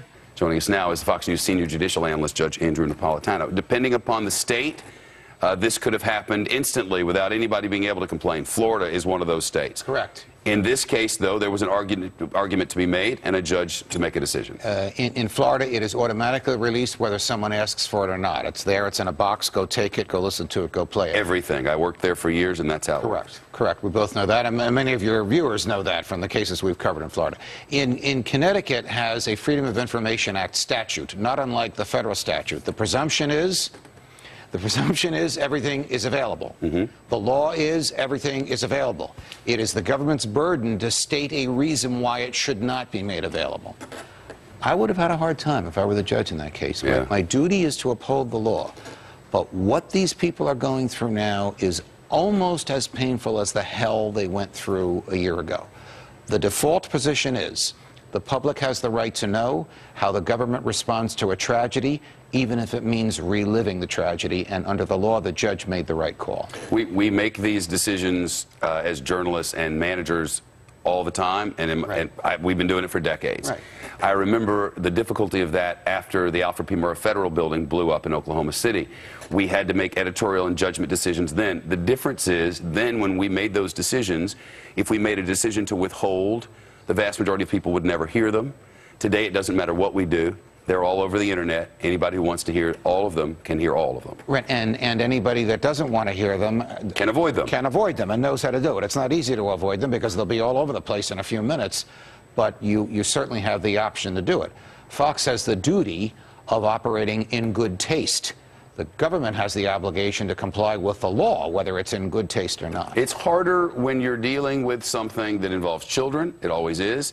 It's harder when you're dealing with something that so affected not just a community, Newtown, but a nation, and dare I say the whole world. When something of this magnitude goes down, it weighs on you. It's interesting you mentioned children, Shep, because one of the arguments made in this case to keep the tapes from being released is that court is supposed to protect children. Now, it's difficult to say this, but it's true. The children are dead. If some of them had survived, the ones who had been shot, it would have been an easier case to keep this from being revealed. But because they're dead and their memories, there's nobody to protect. Well, another part of all of this and the decision-making process for us and others, and I'm guessing the court as well, is what you read in the Florida statute about sunshine being the greatest disinfectant. The argument can be made, and in many cases I would concur, though I wouldn't comment on this matter, that the more information that is true and accurate that you release, the less chance that people will question matters about which they don't have information. The more you tell them, the better off people are. That's one argument. Well, look, there were horrible rumors that spread through Connecticut just a month ago. That persist. Right. The cops were afraid. The cops didn't know what they were doing. Guess what? The cops were heroic. And now there is an absolute record of how heroic and appropriate and timely the cops were. That gets rid of those rumors. It stops false lawsuits, and it stops further pain in that respect. Judge? I know this was difficult for that judge. You said it would have been for you. It'd be very difficult because you not only have to follow the law, you got to do the right thing for the humans involved. You're not just a computer. Yep, was difficult for our managers too. Yes. You make judgment calls every day in this business. Yes. And that was our judgment call, and those are the only 2 clips we'll play. Right. And they'll play across all of our platforms. Yeah. Judge, thank you. Pleasure, Sean. You have the right to remain silent is taking on a whole new meaning in the state of Texas. A controversial new policy requires Dallas police officers involved in shootings to wait 72 hours before giving a statement. What would that lead to? Could it lead to a cover-up? Let's talk to Fox News judicial senior analyst Judge Andrew Napolitano. Okay, explain the backstory here. Why is Dallas doing this? The backstory here is a Dallas police officer in the course of his duties shot and killed someone, and in filling out the police report said the person that he shot and killed lunged at him with a knife. Right. Sounds rational. Sure. Then it turns out there were videotapes of this incident. There was no lunging and there was no knife. So now the cop is being investigated for excessive use of force. Could be a murder charge, Sure. or could be nothing. What happens? The police unions in Dallas pressure the chief to say, we shouldn't have to give our version of these killings until we talk to everybody else involved, until we look at all the evidence, and until we talk to our lawyers. So what is that? A special rule just for the police? So you're not talking about just, you know, it's going to take 72 hours to put the police record together, the report. You're talking about 72 hours so I can go talk to my union rep, so I can go talk to our lawyers, so we can figure out whether or not there's videotape. Look, everybody has the right to remain silent, and everybody ought to know they have the right to remain Sure. silent. The police are supposed to tell you you have the right to remain silent. But when you work as a police officer, and your legal obligation is to record the truth. Sure. Especially involved in a death. You have an obligation to record it right away, not to go around and see what other people are going to say about what you did. Right. Allowing the police this exemption to look at all the other evidence before they give their version of it allows them to collaborate, allows them to shade and spin what they're saying. This is the moral equivalent of Harry Reid exempting his staff from Obamacare. What does this have to do with Obamacare? That's right. It's the culture of government that says a law for everybody and a special law for people in the government. That's what the Dallas cops are doing. Well, you know, it's troubling on so many different levels, but also just take, you know, the first thing in that is the sooner you repeat something you just saw, the fresher it's going to be. Absolutely. You wait a couple of days, memories fade. But look at this instance. This is an actual effort to help the police cover up and collaborate. And that is not what they're supposed to do. They're supposed to tell the truth like the rest of us. We trust the cops. Who's behind this? Is it the union? Yes, it is. It is the unions behind the cops. And regrettably, if this happened here, Ray Kelly would tell them to take a hike. In Dallas, the police chief caved. And this is now the rule in Dallas. I suspect when this happens next, a judge will interfere with it, and I hope so. All right, Judge, thank you very much. We had not heard about that story. Now I'm going to get some espresso. Okay, I don't think you need it. I think Kilmeade has one waiting for me. You're already riled up. Thank you, sir. Does the NSA collect any type of data at all on millions or hundreds of millions of Americans? No, sir. It does not. Not wittingly. There are cases where they could inadvertently, perhaps, collect, but not wittingly. Not wittingly. A new controversy for the NSA and your cell phone. Washington Post reports that documents obtained from the fugitive NSA leaker Ed Snowden show the spy agency is now collecting nearly 5 billion cell phone location records every day from around the world. Judge Andrew Napolitano is a Fox News senior judicial analyst. Judge, great to see you. Were you stunned when you read this Washington Post report that it is 5 billion with a B? I was stunned that it's billions with a B, but it's not billions of cell phones, it's billions of times. So it may be a couple 100 million cell phones. Here's what happens when the NSA is looking for a particular individual. Rather than finding that person or developing evidence about the person or getting a search warrant on the person, they capture all cell phones in the country where the person is until they find the one they're looking for, because they don't care about the privacy rights of everybody else. So this cell phone, even when it's off, Bill and Allison, will tell the NSA where I am whenever this is with me, and the same with all cell phones everywhere on the planet. So what Edward Snowden revealed to the Washington Post yesterday is what some of us have suspected for a while, which is that the NSA uses everybody's cell phone to follow them wherever they go and then takes it from there. And those patterns can be quite revealing, as you have pointed out in the past. Absolutely. And you've got a big problem with this when it comes to this policy and the Fourth Amendment. The Constitution has a big problem with this bill, because the whole purpose of the Fourth Amendment is to prevent the government, no matter how noble its purpose, no matter how desirable its goal, it has to follow constitutional means. Otherwise, we become a totalitarian country. And the whole purpose of the Fourth Amendment was to prevent the government from engaging in dragnets, from following whoever it wants to, from listening to everybody in order to find one or two bad guys. The NSA does all of that. The NSA does all of that, and it gets what's called a general warrant. A general warrant basically says whoever has this warrant in their hands can listen to whomever they want for whatever reason they want. The Fourth Amendment prohibits general warrants and says if you want to listen to somebody, you have to go to a judge and tell them why, and if the judge agrees, he'll let you listen to just that person, not everybody in Europe. But, Judge, what about the argument that you just heard made there in that soundbite, that they're not intentionally listening to everybody? In fact, they're not listening to everybody. They're casting a huge net, and unwittingly, innocent Americans are caught up in it. I don't think the NSA is doing anything unwittingly, and most respectfully, the clip that you just ran, which was of General Clapper, the Director of National Intelligence, was a bald-faced lie under oath, and he should be prosecuted for perjury for having said it. Now, this is not new. The statement you ran is a couple of months old. But the NSA knows exactly what it's doing and exactly who it's listening to and exactly what's lawful and not lawful. They don't do anything unwittingly. So then, Judge, what about this argument, which is that, you know, whenever you travel around, your cell phone pings off of a cell phone tower. There are cell phone towers now all over the country. This genie is out of the bottle. There's no going back to pre-cell phone days when you couldn't track everybody's location. The genie is beginning to be put back in the bottle, Allison and Bill, by service providers whose customers are sick and tired of this, and they are using technology, which is perfectly lawful, to frustrate the NSA's unlawful spying. Now, that technology is in its earliest stages, but soon even the NSA will not be able to crack it. Judge, in a word, do you believe Ed Snowden? Yes, I do. I believe he's a hero for telling us about this massive, systematic violation of our Fourth Amendment rights. There you have it. Thank you, Judge. Pleasure, guys. Thanks, Andrew Judge. Good to see you. Napolitano. Thank you, sir. Now, too, all these federal, state, and local law enforcement agencies tapping into your private cell phone data and listening in on God knows what. The judge is furious and wants to give them all a big old lump of legal coal. Well, they deserve more than a lump of coal. They deserve an indictment, because this is a violation. In our home state of New Jersey, it's a violation of state law, it's a violation of federal law everywhere, and it's a violation of the Constitution. Here's what they're doing. Local police, seeing what the NSA is getting away with by capturing every text and email and phone call and recording it and copying it, are now beginning to do the same thing.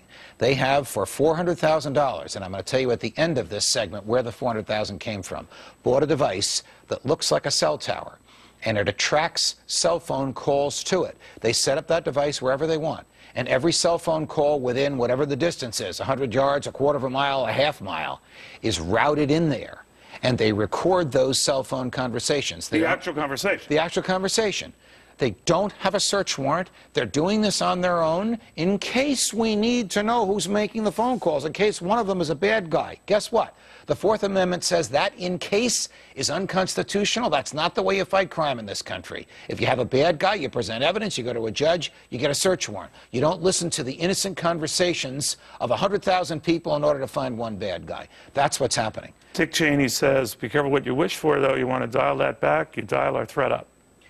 Be careful what you wish for. What kind of a country will we have if the government watches our every move? This morning we learned that the FBI is selectively tapping into computers that have a camera on the top of the screen, so that without you knowing it, the FBI, if it wants to, will be watching you in your home, whether the computer is on or off. That is exactly what George Orwell predicted in 1948. Where's the $400,000 coming from? Federal stimulus money. Whoa. Which is supposed to stimulate the economy, not the local police. I was thinking of you. Did you see the 10 finalists for Times Man of the Year? One of them is Miley Cyrus. Another is Ed Snowden. In my opinion, I know this is popular in some quarters and very unpopular in others, Edward Snowden is an American hero for having the fidelity to the Constitution and personal courage to reveal the greatest organized plot to violate the Fourth Amendment in the history of the country. Without him, we wouldn't know any of this. Dick Cheney says he's a traitor. File him on treason. Dick Cheney is of the view that it doesn't matter how you keep people safe. I am of the view that the founders wanted safety within the confines of the Constitution. Gotcha. All right. I'll put you as a maybe on Snowden. Judge, thank you. In the meantime, the judge may like Ed Snowden making Times top 10 people of the year. Did Dick Cheney just tell me he would prefer, well, Miley? Joining us now with more, Fox News senior judicial analyst, Judge Andrew Napolitano. Judge, so put it in plain English. What did Eric Holder's DOJ do here? Eric Holder's DOJ sued J.P. Morgan Chase because J.P. Morgan Chase bought a corrupt mortgage company called Countrywide. And Countrywide sold some of its mortgages to investors that lost money because Countrywide did not reveal the full extent of what it was selling. So J.P. Morgan Chase says, we give up, Attorney General Holder. How much money do you want from us? Because we have to get on with our lives. We want $13 billion.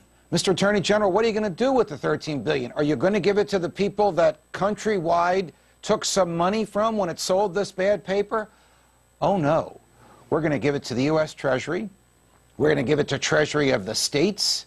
We're going to give it to some consumer lending organizations so they can make loans to low-income people. And we're going to give it to some political organizations. And J.P. Morgan Chase says, well, we don't care what you do with the money, just get off our backs. Megan, this is an utter perversion of justice for the federal government to extort billions of dollars from the second largest bank in the United States and give it away to the president's political friends and favorite political causes. Because you heard Trace talking about this group, Neighbor Works America, which is going to take this money and potentially provide housing, counseling, foreclosure prevention, similar programs, that kind of thing to people. And then they say that J.P. Morgan is also obligated to donate foreclosed homes to certain groups and offer home loans to low and moderate income borrowers in areas hit hardest by the subprime foreclosure. So my question to you, Judge, is, are they basically, with this settlement, trying to punish J.P. Morgan, making it do what it did in the first place that got us into this mess? Yes. In the first place, Countrywide Mortgage, the bank that J.P. Morgan bought. J.P. Morgan itself didn't make these loans. Jamie Dimon, the chair of J.P. Morgan, did not supervise these loans. A guy named Angelo Mozzillo did when he was running Countrywide. But they basically want. Yeah. And thanks a only lot, you could Angelo. find I was one of your clients. All right. They basically want J.P. Morgan Chase to do, through the federal government, with the money J.P. Morgan Chase is giving to the federal government in order to get it off its back, what Countrywide did 10 years ago.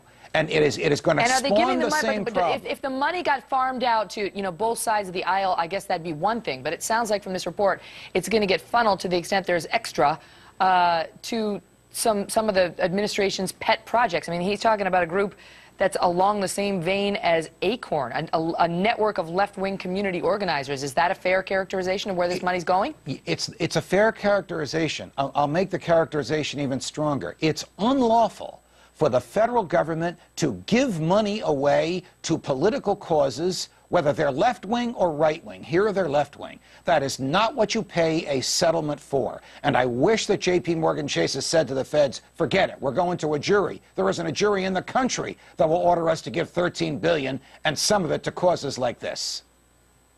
Yeah, but that may not be true. Judge, thanks. Good to see you. Good to see you. All the best tonight. Thank you, sir. News alert now. Our colleague at FoxNews.com reported Jana Winter will not return to Colorado to testify. You might recall she had been ordered to reveal sources for a bombshell story after the movie theater shooting in Aurora, Colorado. That was about 2 summers ago. Senior judicial analyst Andrew Napolitano here to analyze this. And Judge, good day to you. Hi, Bill. Were you surprised? Yes. That it went this way? How come? Yes, I was very surprised. I have consulted with Jana. She is our friend and our colleague, and in my view, she was on the right side of the law. But before this decision today, the cases went the other way. That is to say, when a judge ordered a reporter to surrender her notes, the reporter either surrendered the notes or went to jail. This decision that came down just a few moments ago by the New York State Court of Appeals bill, which is the highest state court in the state of New York, has firmly established the public policy of the state of New York as the most pro-First Amendment, pro-freedom of speech policy in the United States of America.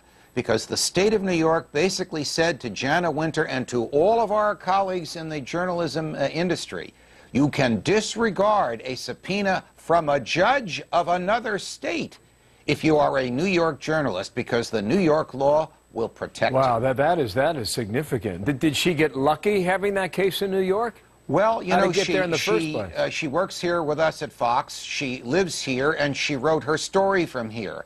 So by all equities, New York law should apply.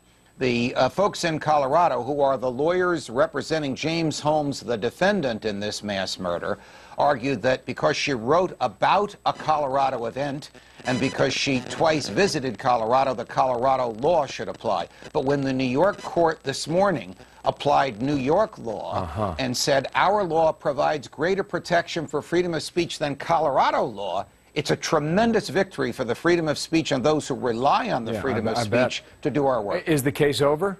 The case is over. There's really no appeal from this.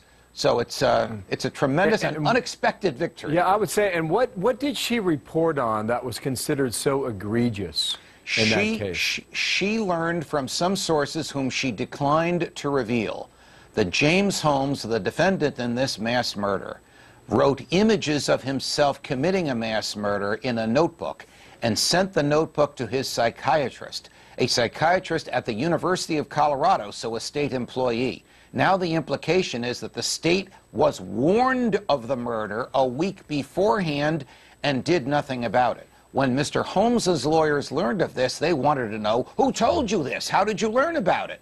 And she declined to tell them who. Okay. It is breaking news now. Judge, thanks. Good to have you on. Pleasure, Bill. In such short order, too. Thank you, Judge. Martha.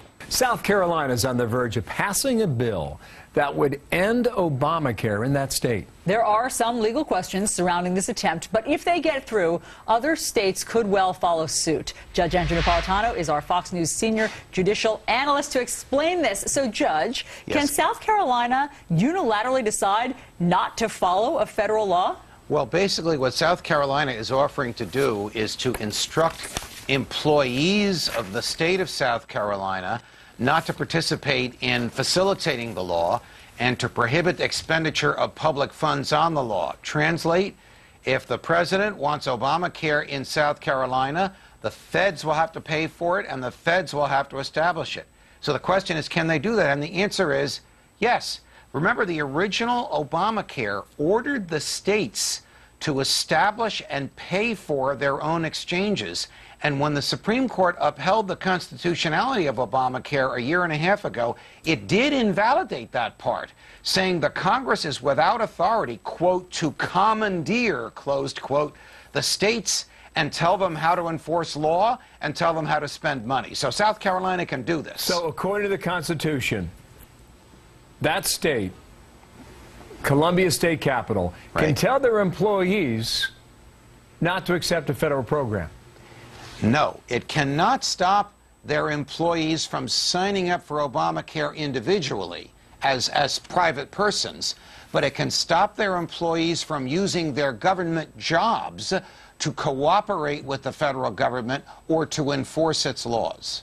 So if South Carolina does this successfully, then chances are that other Republican-led states will follow suit? Allison and Bill, if enough states do this, it will gut Obamacare because the federal government does not have the resources or the wherewithal. We know it doesn't have the wherewithal. They can't operate a website.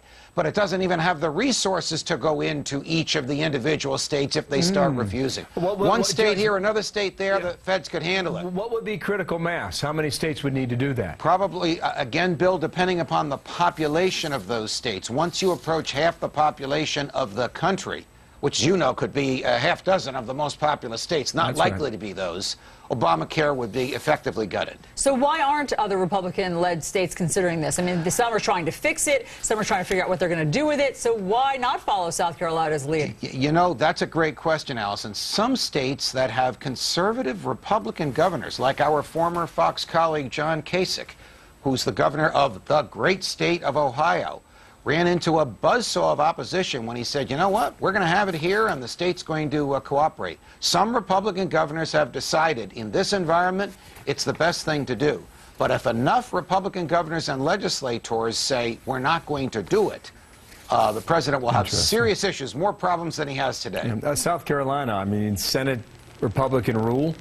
In Columbia, likely it'll pass, right? I think it will pass. I haven't heard what Governor Haley will do, but my guess is that she will sign it, and then it'll be a test case bill to see if other states like it and go along. My guess is that at least a half dozen of the most conservative, most Republican-oriented states will do this. My guess is that the Justice Department will challenge it, and my guess is that those challenges will fail. It's constitutional for states to prohibit their employees from complying with federal law. Yes, That's from the judge. Thank you, sir. Good to have you, buddy. Great to see you. Pleasure, guys. All the best. Why wouldn't you tell me that, Steve? NSA Director Keith Alexander defending his agency's role in spying on the American people, remember? It's like holding on to a hornet's nest. You know, we're getting stung. You've asked us to do this for the good of the nation, to defend the nation, to get the intelligence we need. Nobody's come up with a better way. If we let this down, I think we'll have let the nation down. So, would the NSA really be letting the nation down if it stops spying? Joining us right now is Fox News senior judicial analyst, Judge Andrew Napolitano. Judge, you've been calling for Clapper to go for a while because, in your estimation, he flat out lied in front of Congress. Yes. Now, the person we just saw is General Alexander, who's the head of the NSA. The person we're talking about is former General James Clapper, who's the director of national intelligence. He's General Alexander's boss. There's Clapper right there. You believe both should be prosecuted? Well, right? certainly General Clapper should, because he directly lied under oath and did so twice. And he did it to a person who knew he was lying and tried to give him an opportunity to get out of it. If there are secrets that you can't reveal and you're under oath, you don't deny that the secrets exist. You don't say, no, we're not gathering data on 10 million Americans. You simply say, Senator, under the current state of the law, I cannot answer that question in this forum. Sure. That's the proper, lawful, honest answer. Let's close the door and I'll let you know. Right. Look, Roger Clemens was indicted and prosecuted for lying about the contents of his urine. This guy lied to the nation about whether or not they are gathering massive amounts of data about everybody. He should be prosecuted. And for the record, my urine pure Pabst Blue Ribbon. Just here, Judge, let's look back at something you did a couple of months ago. Now everyone's talking about Clapper, but you nailed this a while ago. Let's listen. Over and over. The NSA is utterly out of control, and either the president doesn't know what they're doing, in which case he's not in charge of the executive branch, or he's misleading the American public. They lied under oath, this administration, when they were asked under oath, are you collecting information about American citizens? And Admiral Clapper, who's the head of all this, said, no, we're not. So you were on the case, and you've been on the case for a long time, but there was also a trickle effect to this, correct, Judge? Yes, there was. Yes, there was. James Sensenbrenner, congressman from Wisconsin, who is the author of the Patriot Act, a statute I've opposed, but I understand what he did and why he did it. Earlier this week said General Clapper should be prosecuted for perjury. So even people that are part of the intelligence community and established part of the apparatus by which the intelligence community operates believe that perjury has to be prosecuted. There's a line from the Washington Times op-ed that you just wrote. We want to share that with people. In fact, why don't you do it in your voice? Well, this is a violation of the natural right to be left alone. And when that right is violated, we surely will alter our private behavior to compensate for the fact that we're being watched. And just as surely, the government expands its surveillance knowing that it is not being watched. When you know you're being watched, which we do, we're going to start changing our behavior, and that diminishes our freedom. I'm not suggesting we should not spy. Nobody would say that. but you can't spy on 300 million Americans to capture a half dozen. You have to limit it so that you target the individuals you want. The concept of them seizing all of our emails and all of our texts and all of our phone calls will change the way we live. Sure, and I mean, when you think about gathering of evidence after someone's been accused of something, now it's being gathered beforehand, and also, is this happening at the local level as well? Unfortunately, it is happening at the local level because the locals are now imitating the feds. Local police have gone to telecoms saying, we want a tower dump. Tower dump is provide us with all the information from a given cell tower. Every cell call that went through that tower. Some of the telecoms are saying yes, some are saying no. So then they go to a judge saying, we want a tower dump. Some are saying yes, some are saying no. Then they bought their own $400,000 device that they put on the side of the road that mimics a cell tower and collects every phone call that goes by. The only thing I would say about people changing behavior when the cameras are on, it's not the case with the Kardashians, because I think I'm getting a slice of their real life, because that is truly the Kardashians they are. There's they no- don't care, no right? alteration. They want to be spying. Exactly. Spy on the Kardashians, why don't you? All right, Judge Napolitano, you've been right for a long time. We thank you very much. I'm off to D.C. to spread this gospel. We'll be Special watching report you tonight. too, right? Yes. Growing calls for the removal of the Texas judge in the controversial affluenza case. Some people even petitioning the governor to have her ousted. It's all about a 16-year-old, Ethan Couch, who was sentenced to 10 years probation and treatment after a DUI incident that killed 4 people. The defense said he suffered from affluenza, which refers to an upbringing so privileged the person doesn't know right from wrong. Was the judge's ruling wrong? Should she be reversed? To Fox senior judicial analyst, Judge Andrew Napolitano. New information coming in, by the way. A report that this young man lived in a mansion alone, and the mansion was given to him by his father. Now, doesn't that make the excuse of affluenza even more viable? No. I don't think the excuse of affluenza, a term with which I'm unfamiliar until this case, is viable at all. You see, in American courts, before a scientific defense may be asserted, there must be a substantial acceptance of the defense in the scientific community of which the witness is a part.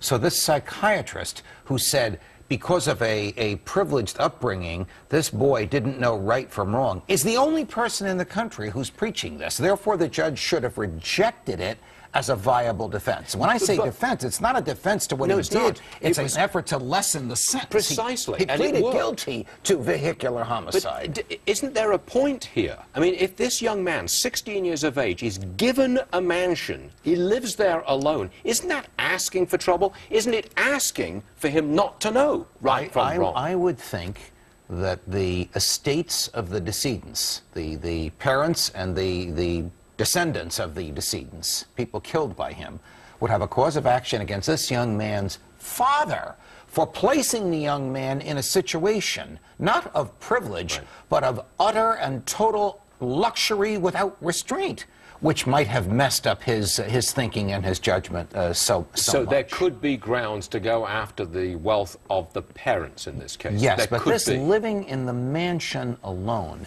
has never been accepted by a court as a basis for reducing a penalty or removing guilt because of a not knowing right from wrong. Okay, I've got to move on because there's a very important, was it a ruling or a statement from a judge who said the NSA's spying on phones is almost certainly unconstitutional. Have I got that right? Yes, and it's the reason, very important. Yes, the reason for the almost certainly is this is a preliminary ruling, and the judge stayed the effect of the ruling until it can be appealed to a higher court. But basically, some plaintiffs, people who use Verizon, and almost certainly were among the 113 million whose phone records were initially seized, filed a complaint saying, this violates my constitutional rights. I want it stopped now. Now, when you ask for immediate relief, this is not the final resolution. It's an immediate decision. The judge has to decide, are you likely to prevail? If you are likely to prevail, are you harmed now? If you're harmed now, are you entitled to immediate relief? The judge answered all 3 of those questions, yes. And in deciding, are you likely to prevail, he basically said, the Constitution does not permit the Congress to authorize the FISA court to authorize this kind of spying. That if you want to spy on somebody for a day or so, you could probably do it. But to spy on everybody, quote, world without end, I'm quoting the case, these are not my words, is an absolute and direct violation of the Fourth Amendment. Are you going to keep me safe, Judge, by declaring this unconstitutional? Do we deny the government the ability to track potential terrorists and their phone records? You know, I sat on the bench in our home state for many years. I probably signed hundreds, maybe thousands of search warrants. If the police came to me and said, we want a search warrant for everybody in this zip code because we're looking for one bad guy, I wouldn't have signed it, and no Hold on, Judge. judge in the state would have signed it. There's search warrants and search warrants. This is to ask for tracking of phone numbers and phone calls, not necessarily to listen into them. The tracking of the calls, and the judge articulates this in the opinion, results in the preservation of the conversation to which the NSA has access forever, for as long as they keep the records. Are you going to be kept safe? The appropriate question is, are you going to be kept free? We shall discuss this at length, I am sure. Yes, we shall. Judge On Napolitano, some thank you show very that much. starts at 9:20 in the morning called Vonnie and Company. That will be me. Impact segment tonight, a ruling out of Utah that could have national implications. As you may know, some folks in that state believe polygamy should be allowed. And a federal judge, Clark Wattops, has ruled that you cannot prosecute polygamists in Utah. Now, I predicted this might happen in some of our gay marriage reporting. My thing is equal protection. You can't have the federal government say, I'm going to have one group, and I'm going to put one group now in traditional marriage, and that's going to be homosexuals. And I'm going to exclude the plurists. I'm going to exclude the other people who may want to marry.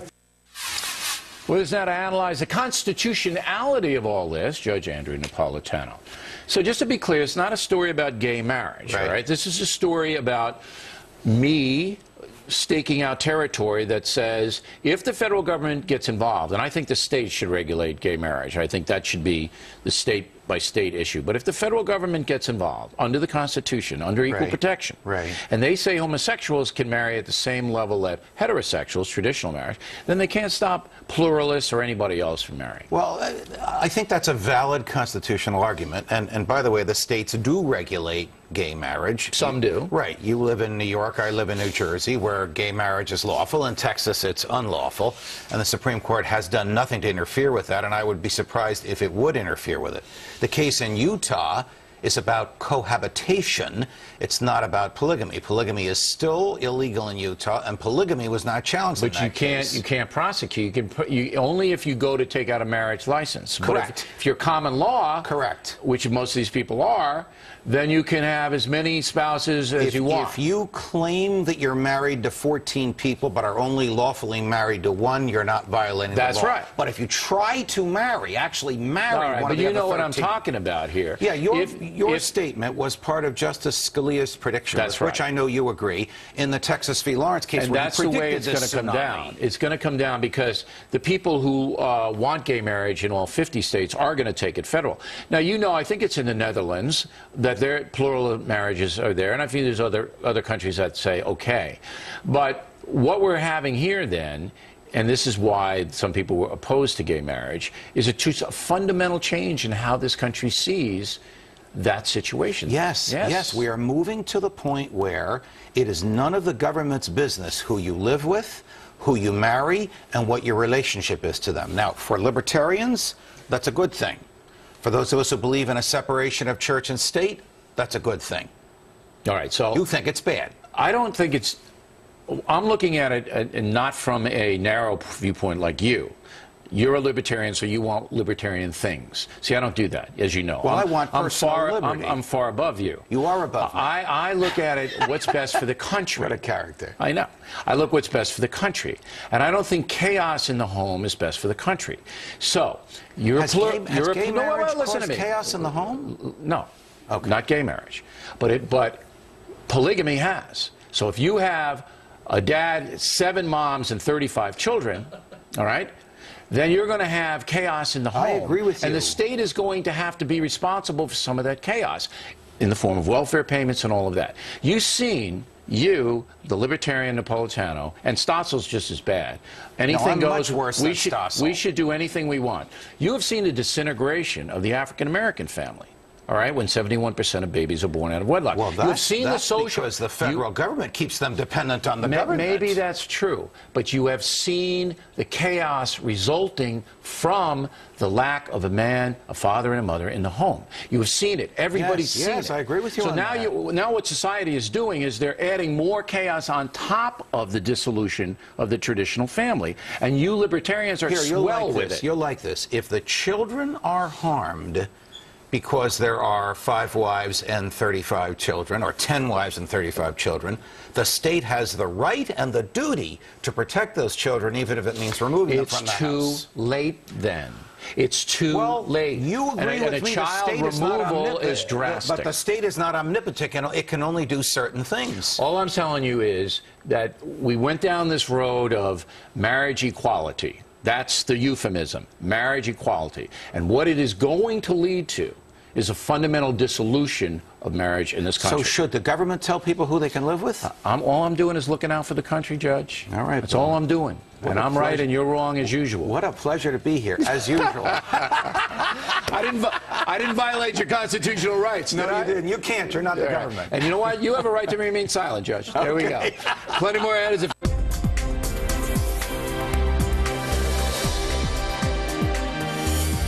A federal judge ruling the NSA's program to collect data on every call in the U.S. is unconstitutional and a violation of the Fourth Amendment.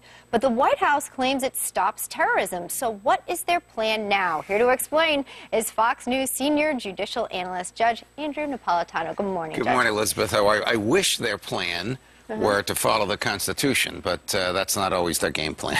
Specifically the Fourth Amendment. Yes, specifically the Fourth Amendment, which says when the government wants information about anybody for any reason, it has to, and wants to spy on anybody for any reason. It could be a bank robber planning a bank robbery or a terrorist planning a terrorist act.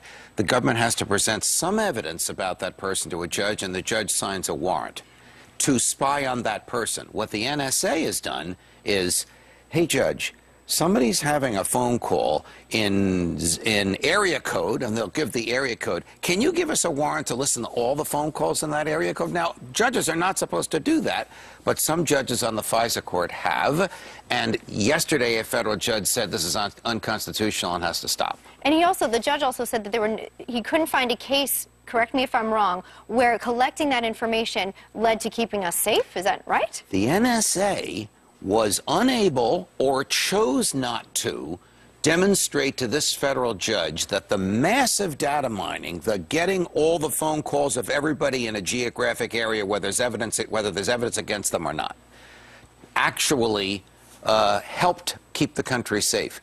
So not only is this unconstitutional because it violates the Fourth Amendment, not only is this wrong because it permits the government to listen to all phone calls and keep copies of them forever, but there isn't even any evidence that it works. What does this mean for surveillance going forward, though? Actually, for the time being, nothing, because this judge stopped the effect of his order until it can be appealed to a higher court. He knows that eventually this will go to the Supreme Court of the United States.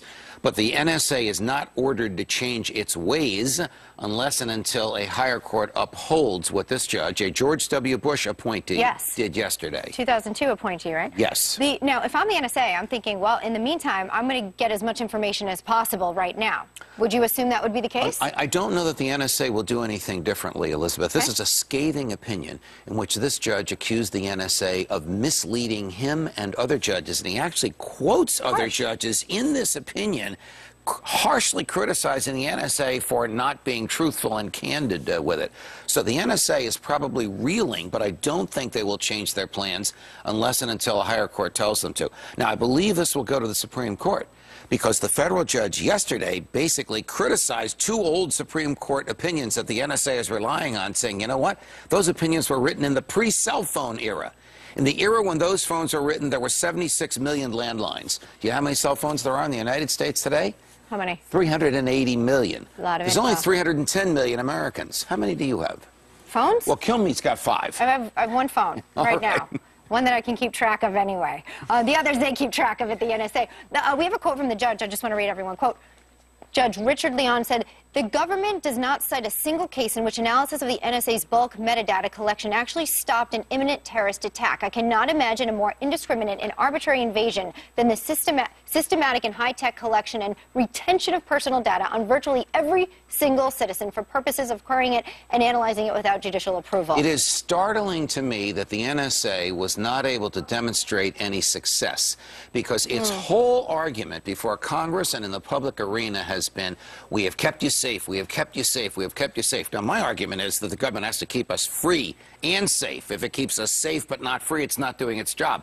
But they haven't even been able to demonstrate to this judge an instance in which this has worked and that has kept us safe. But it doesn't mean there isn't one. No, it doesn't mean there's one. But it's mystifying as to why they wouldn't have found one or wouldn't have told him about one.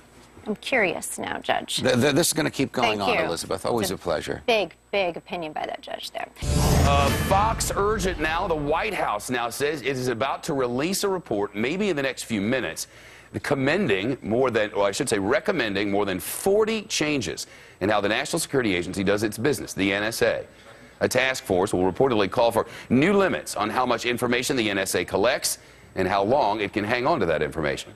The president set up the task force back in August after NSA leaker Ed Snowden released those documents revealing the spy agency's phone and internet surveillance programs. Our senior judicial analyst, Judge Andrew Napolitano, is with us on the Fox News deck. We'll get to the report. Let's start with this judge's ruling. Judge Richard Leon, who's an appointee of President George W. Bush, is the first judge to rule on the constitutionality of the NSA spying program in the context of the NSA resisting it. So this isn't the NSA going to a judge alone saying, is this constitutional? This is somebody suing the NSA to stop them from spying. And at the end of this lawsuit, the judge said, the spying is unconstitutional. You can't spy on all 380 million cell phones in the United States because you're looking for a half dozen phone calls without identifying the phone calls. And the evidence you gave to me shows that it doesn't even work. It doesn't even give you the information that you are looking for, and you haven't been able to point to a single terrorist act that you stopped by this spy. Not one. Not one. Originally, General Alexander sent under oath 52. I remember. Then he mysteriously reduced it to 3. Then he declined to identify the 3. In this case before Judge Leon, they couldn't point to a single one. Now, absolutely incredible. And you saw the report on 60 Minutes the other night when the NSA trotted its folks out. Whatever. Go on. Well, the NSA has, to its credit, has done a good job in persuading people that their rights should be sacrificed. Half of America thinks the NSA is keeping us safe and we should let it invade our privacy. Wow. Judge Leon, the first judge to look at this in the adversarial context, plaintiffs' lawyers versus government lawyers, has said not so. Now, Shep, in my prior life as a judge, I signed hundreds, maybe thousands of search warrants. If the police came to me and said, hey, Your Honor, out there in zip code 07602, I'm making up the name of the number of the zip code, there are 2 guys talking at about a bank robbery. Can you let us listen to every phone call in that zip code in the hope we'll find those 2? I would have said, get out of here, take a hike. That is basically what the NSA has been doing, except they're not doing it with zip codes, they're doing it with the entire country, and that's what Judge Leon found is a violation of the Fourth Amendment. And a bunch of changes coming today. We had thought we might get this report by now, but it's going to come out on your watch. Presently, sometime in the next few minutes, we believe. But we kind of have an idea of what's going on here, and to say this is a harsh rebuke and huge changes for the NSA might be overstating things from what we know. Well, look, the NSA works for the president. So the president on his own, without going to Congress, without involving the court, without involving budgetary issues, can dial back what the NSA does. These advisors are 5 people that are advising the president. Yeah. We don't know what they're going to recommend. I doubt if it's going to be very, very over the top, because the president and the president's lawyers defended what the NSA has been doing in this case before Judge Leon. They argued that it was constitutional. Will Judge Leon's opinion be enough to change the president's mind? I doubt it. Yeah, you're probably right about that. Well, we expect to get this report. You'll hang around. Oh, of course. As soon as it's here, I'll read it and be with you. We'll analyze it for you and let you know exactly what they're changing. Of course. But changes are coming. Judge, it's nice to see you. Thank you. Shep, pleasure. Also developing tonight, a federal judge has some very strong words for the Obama administration. This is the second warning for the White House this week, and it involves 2 different judges. The first judge was a GWB, George W. Bush appointee. The second one is a Bill Clinton appointee. So the president's now taking some incoming from both sides of the aisle. on the bench. On Monday, we told you about this federal judge warning that the NSA's domestic spying program will most likely be ruled unconstitutional. And then today, another federal judge smacked down an administration effort to keep secrets about some international development efforts. But here's the interesting thing. Okay, so the district judge here is named Judge Ellen Siegel-Huvel, and she went after this administration, again, a Bill Clinton appointee, saying, and I quote, "The government appears to adopt the cavalier attitude that the president should be permitted to convey orders throughout the executive branch without public oversight, to engage in what is, in effect, governance by secret law." And she had had enough. Joining me now to put this in perspective, Fox News senior judicial analyst Judge Andrew Napolitano. She seemed ticked off to me when I read this. Well, you know, I've been watching, and you've been watching, Freedom of Information Act requests for years. The presumption in the government is that we can see everything the government does. Right. And if they work for us. Correct. We don't work for them. If there's some legitimate military or national security secret that displaying to the public would harm everybody, the government has to prove why it's a secret. Here, the President of the United States of America signed a document that had to do with international trade, distributed the document to employees of the State Department, and after it was out there, decided it should be made classified. Too late. The cat's out of the bag. Exactly. Either it's classified or it's not classified. And his lawyers argued to this judge he can classify whatever he wants. That was the first time any administration had made such a broad claim, the judge said. And this is unprecedented. And it is the first time in the modern era that a federal judge has directly slapped down the President of the United States, saying you can't do this. The quote that you just read is devastating to him. She accused him. Now, she's a judge, but she was appointed by Bill Clinton and was an active Democrat before she was on the bench. Right. She accuses a Democratic president of government by secrecy. That's a devastating blow to him. I don't think they're even going to appeal it. I think they're going to, like a dog with its tail between his legs, they better admit that they were wrong. She's saying you are not, you are trying to avoid public oversight to engage in governance by secret law. That's what she's accusing them of, which would be, I mean, that's pretty strong language. This is the first time a federal judge has reversed an order of the president himself when it comes to sealing a document. Correct. And the first time a president had tried to claim executive privilege on such a broad basis. She called this almost Orwellian, or at least the earlier judge called this an almost Orwellian move by the administration. What are these judges trying to tell this administration? What do these rulings tell us about what they think? Out of control. That the administration is accumulating power in the executive branch, not sanctioned by federal law and not permitted by the Constitution. From two different sides of the judicial aisle, from a conservative Republican and a liberal Democrat as judges now. Yeah, right. Theoretically, they've shed their politics as judges, but they're human beings and they had a life before they were on the bench. Yeah. I'm talking about their prior lives. Right. Both saying to the White House, out of control, dial it back. Yeah. Both in the same week. They have to appeal the NSA ruling because that will gut 90% of this massive spying. But this one, it's not so much this document. It's the way they handled it and what they tried to get away with. The concept and the belief that he can do whatever he wants, which is consistent with his presidency. But it's about time he got smacked down. Well, the courts are taking a different look. Judge, good to see you. Pleasure, Megan. Merry Christmas. Merry Christmas to you, my dear. A recent case proving President Obama is not delivering on his promises to create a more transparent government. Do you think? A federal judge just ordered the Obama administration to disclose documents it wanted hidden from the public. Fox News senior judicial analyst Judge Andrew Napolitano joins us right now. Judge, the president signed this like 2 or 3 years ago, and he wanted it secret because why? Well, he didn't tell us why, and he didn't tell the court why. But his lawyers said to the court, he's the president and he can classify anything he wants. And for the first time in modern history, certainly since the Freedom of Information Act became the law in the Johnson administration, LBJ, a federal judge personally and directly chastised the president by saying, you're engaging in government by secrecy. That's the judge, a Bill Clinton appointee. By the way, the president has not had a very good week.